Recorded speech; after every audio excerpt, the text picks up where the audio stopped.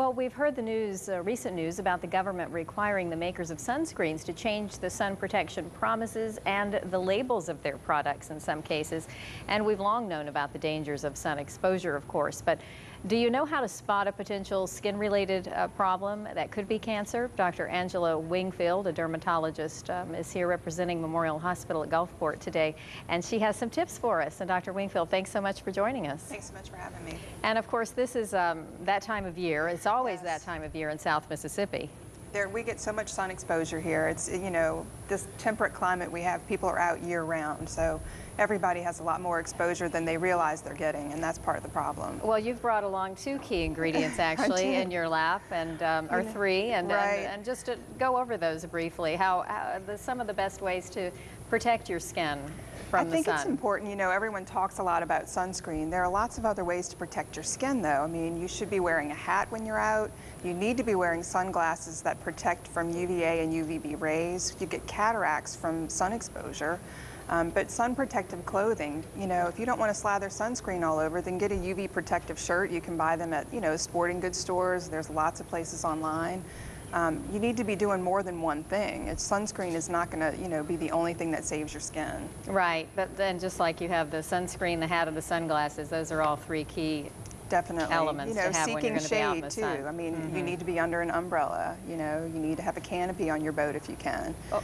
What are your thoughts on the new sunscreen guidelines and information that has come out that has some people thinking that some sunscreen labels may be a little bit misleading? I think in some ways sunscreen itself is misleading. People think if they put it on, they're completely protected, and it's just an imperfect system. I think they do need, they needed to make these changes a long time ago.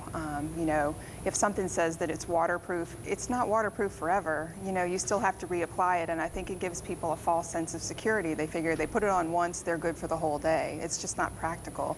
There's no sunscreen that's that good.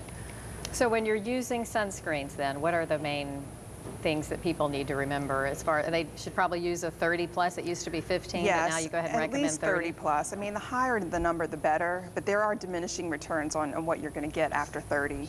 But definitely 30 or higher. You need sunscreens that have a high zinc or titanium percentage in them, and you can, flip the label around. You want something between 7 and 9%. A lot of those out there have 1 or 2%. You're not getting the kind of protection that you should be getting. So the ingredients are very important. And putting enough on, that's the other thing. People put a little thin coat on and think they're covered. For just exposed areas, not even someone who's in a swimsuit, a shot glass full of sunscreen is about how much you need for the average adult. And that's quite a bit more than what people are putting on. Sure, a shot glass.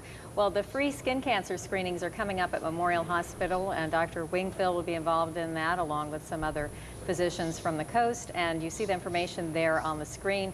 3 different dates, and you do need to register ahead of time, is that right? We do. Because we always have a big turnout, and so, to make sure that you're going to have a slot, you need to call ahead because it fills up quick. And quickly, it is important to just keep an eye on any changes in your skin. If you have a change in a mole you already have, or you have a new mole, or you have even a place that might look like a sore, could be skin cancer. A lot of times it's a sore that won't heal, especially on the face. People always think it's a pimple that just won't go away. If it's been there more than a month, it's not a pimple anymore, and it needs to, you need to at least think about that.